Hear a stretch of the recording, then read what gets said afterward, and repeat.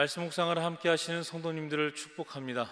오늘 함께 나누실 말씀은 누가복음 1장 46절로 55절까지의 말씀입니다.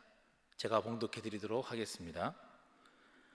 마리아가 이르되 내 영혼이 주를 찬양하며 내 마음이 하나님 내 구주를 기뻐하였음은 그의 여종의 비천함을 돌보셨음이라. 보라, 이제 후로는 만세의 날을 복이 있다 일컬으리로다. 능하신 이가 큰 일을 내게 행하셨으니 그 이름이 거룩하시며 긍휼하심이 두려워하는 자에게 대대로 이르는도다. 그의 팔로 힘을 보이사 마음의 생각이 교만한 자들을 흩으셨고 권세 있는 자를 그 위에서 내리치셨으며 비천한 자를 높이셨고 줄이는 자를 좋은 곳으로 배불리셨으며 부자는 빈손으로 보내셨도다. 그종 이스라엘을 도우사 긍휼히 여기시고 기억하시되 우리 조상에게 말씀하신 것과 같이 아브라함과 그 자손에게 영원히 하시리로다 하니라. 아멘. 오늘 함께 나누실 말씀의 제목은 마리아의 찬가라는 제목입니다. 오늘 본문은 소위 마리아의 찬가, 또 마리아의 찬송이라고 이렇게 불려집니다. 마리아는 이 찬양의 노래를 통하여서 하나님께서 그 백성과 자신에게 나타내신 그 자비에 대해서 감사하고 있습니다. 그 자비하심은 가난하고 낮은 사람들을 높이시고 또 교만하고 부요한 억압자들을 끌어내리시는 공평하신 하나님을 찬양하는 것입니다. 이러한 하나님의 자비하심은 그의 약속의 성취, 곧 메시아가 구세주로 탄생하심을 통하여서 완전하게 나타나고 또 그 자비는 영원하다 할 것입니다. 마리아가 하나님을 찬양하게 된 그 배경을 보면 하나님께서 가브리엘 천사를 마리아 집으로 보내셨습니다. 자, 마리아는 결혼하지 않고 요셉과 정혼한 그런 처녀인데 그에게 내가 하나님께 은혜를 입어 아들을 잉태할 것이라고 그렇게 말을 하죠. 또 게다가 그 이름을 예수라 하라라고 그렇게 이름까지 알려주었습니다. 마리아가 대답하기를 내가 남자를 알지 못하는데 어찌 이런 일이 있을 수 있겠습니까? 라고 물어봅니다. 그때 천사가 뭐라고 이야기합니까? 성령이 내게 임하시고 지극히 높으신 이의 능력이 너를 덮으시리니 이러므로 나실 바 거룩한 이는 하나님의 아들이라 일컬어지리라.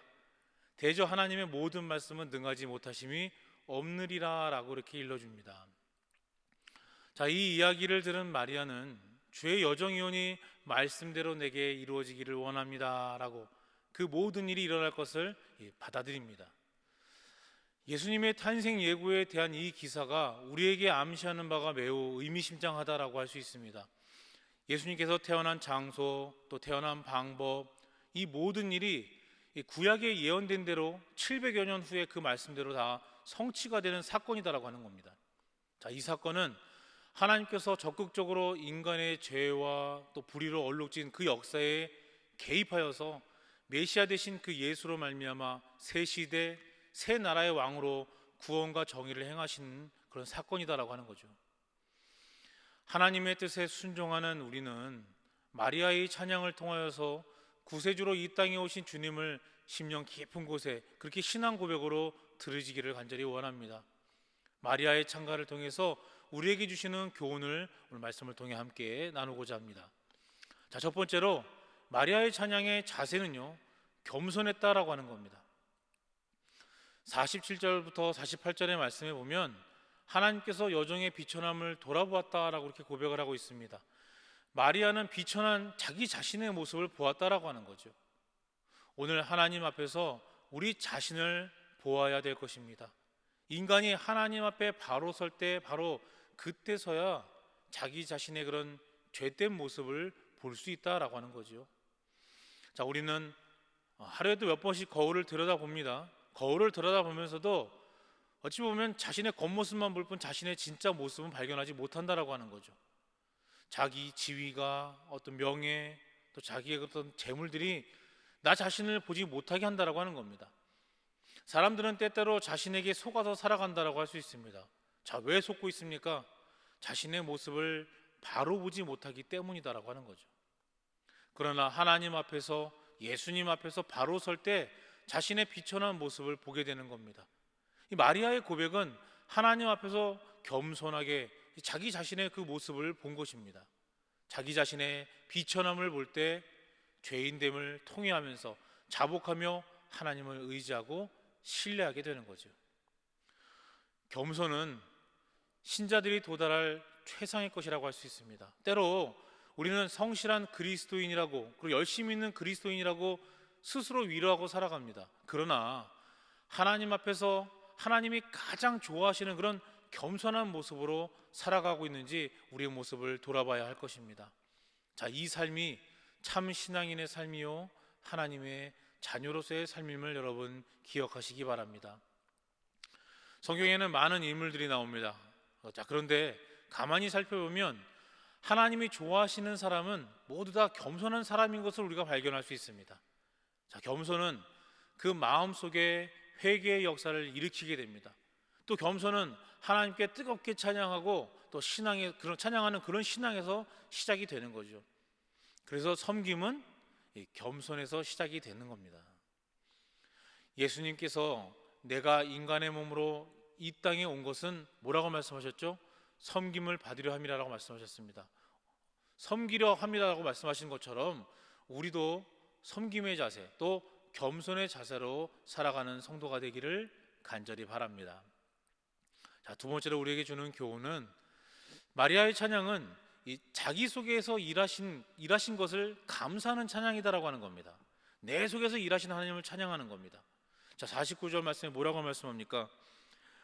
능하신 이가 큰 일을 내게 행하셨으니 그 이름이 거룩하시며 라고 말씀합니다.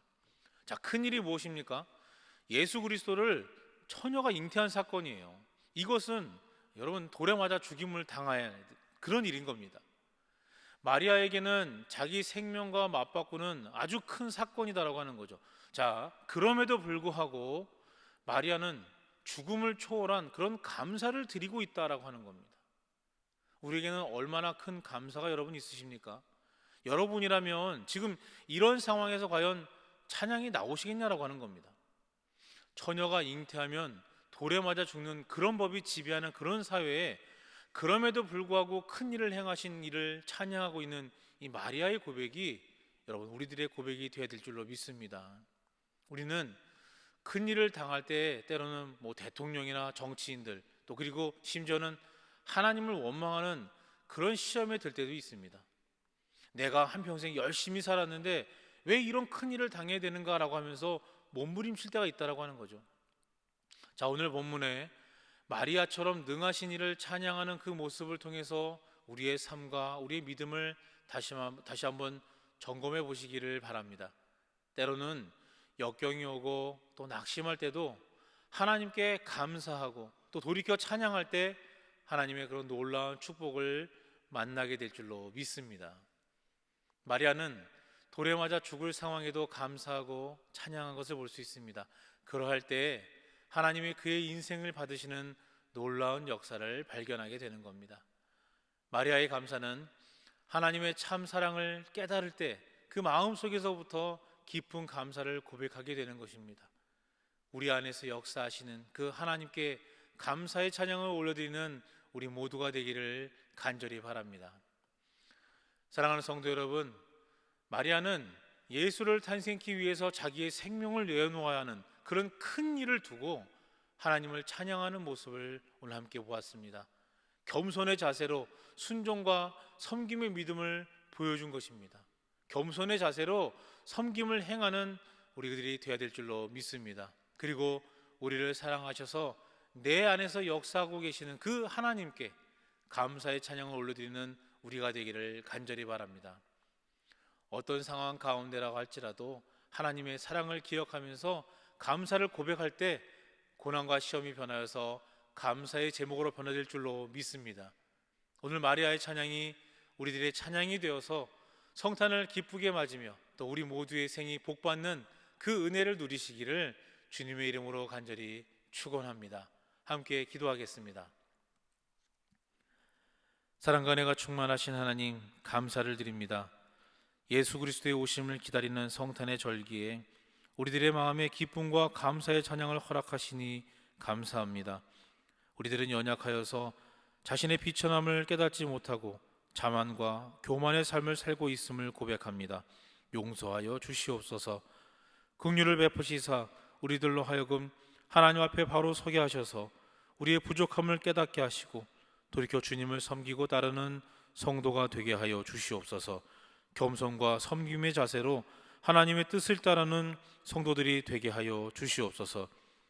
사랑해 주님, 세상을 살아가며 많은 어려움이 있지만 우리의 입술을 주장하셔서 불평과 원망의 소리를 멈추게 하시고 감사의 찬양이 넘쳐나는 축복을 허락해 주시옵소서.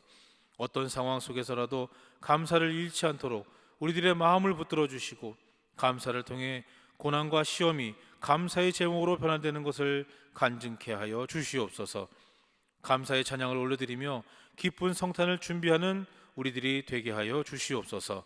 이 모든 말씀 예수 그리스도의 이름으로 기도하옵나이다. 아멘.